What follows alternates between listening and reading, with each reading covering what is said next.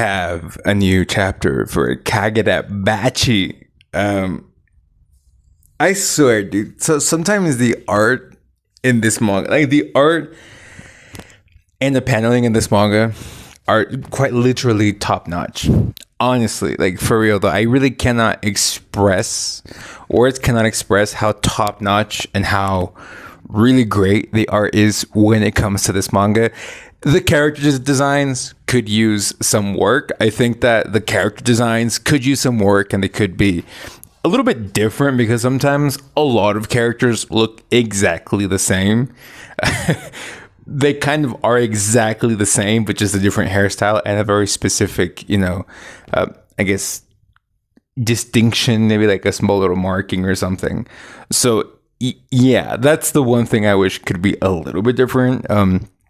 But I can't really complain because whenever I draw, I can't draw the same character 2 times, so I can't really complain. But that panel of Crow is just amazing. Honestly, it was very good. It was very fantastic. So let's talk about this newest chapter for Kagurabachi. So we finally got to see the power and the full potential of a samurai, and we got Tobimune, which is this kind of, I don't know if it's like a crow type. Here's the thing though, I think I like the idea of every sword specifically having maybe like some type of theme, because Chihiro's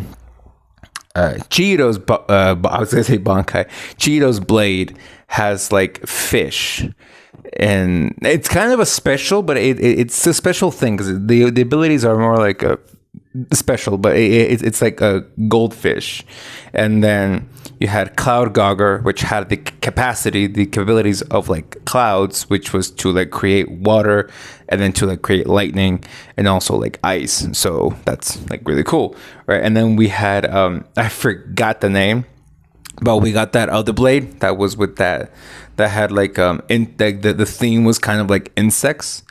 The Sinuichi, which was like insects. So that's really good. And this one has crows. I don't know if it's going to be like birds or if it's going to be like a crow, but Tobimune, so far, the first technique that we saw was crow.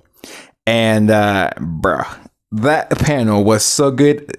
It reminded me, and I didn't know this at all until I saw it online, but apparently Takeru had a one shot, and one of the abilities of one of those katana was like a crow, the same, like these type of black feathers. So yeah, he brought that back from one of those one shots. So that's a really curious fact that I didn't know, but the internet did, and I saw that online. So yeah, that's some piece of information that I'm relaying to y'all. So we had this chapter, which was really cool. It really goes to show how much these people are willing to protect their samurai, and I like that Uraha was like, listen, dude, like we have to let them do what they have to do.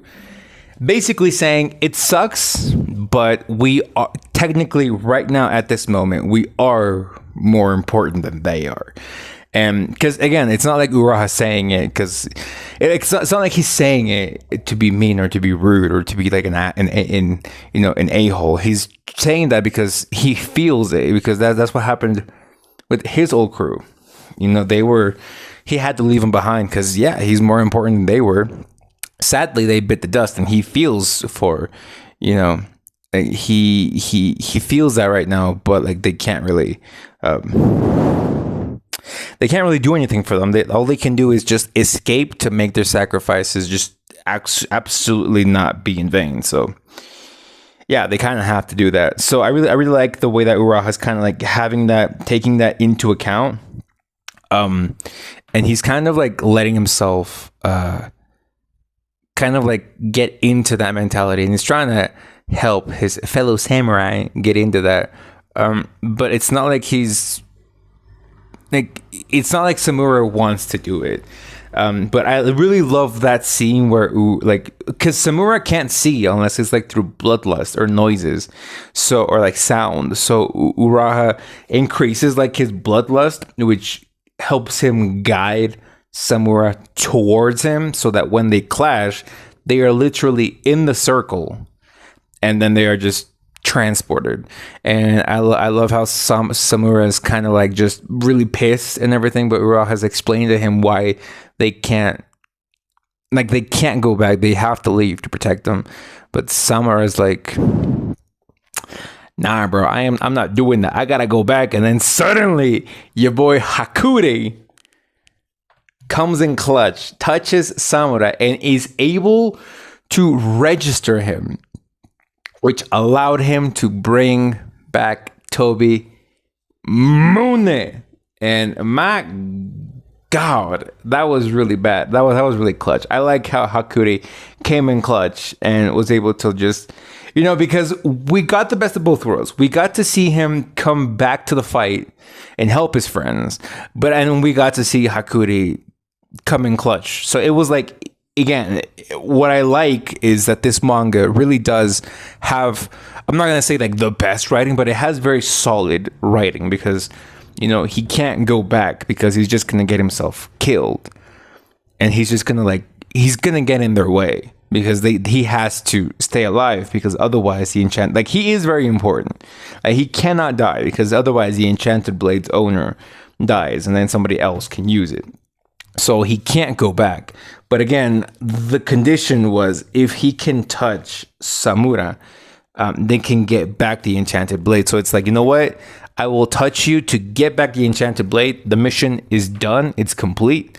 You got to stay safe still, though. But, I mean, you have an Enchanted Blade. So you're basically invincible now. So, again, basing itself off of things it's already stated and it's already done, we were able to get the best of both worlds, which was Samura coming back like he wanted to help his fellow ninjas, but obviously keeping in that line of he's not just going to come back just clutch, he's going to come in clutch with the power of the Enchanted Blade. So that's really cool. And I want to know, though, here we have two options. Either Hakuri was able to also register Uraha, and Uraha's gonna come in there and start shredding shit up with his own katana, or he passed out, which I would say it's more like the second option. I think he definitely just passed out, and yeah, I think he passed out and he wasn't able to register Uraha,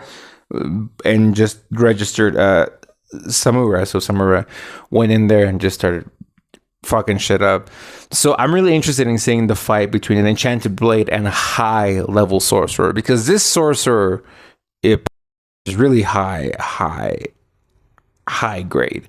So I'm really interested in seeing Samura fight off against, first off, sorcerers that have Datenseki, which is a fucking crystal that, is just making them go berserk, and how he fares off against a high caliber sorcerer. So yeah, I don't think we might get it next chapter, but I think we're mostly going to get the aftermath of what's happening with Cheeto and that one. I forget that character's name. I don't even know if that character has a name, but that one character who looks like Hiyuki with like white hair. I'm pretty sure we're going to get the aftermath, because that character had the two katanas above them in the theater. So we need to get, I'm guessing the next chapter is going to be a reaction to the blade just being gone.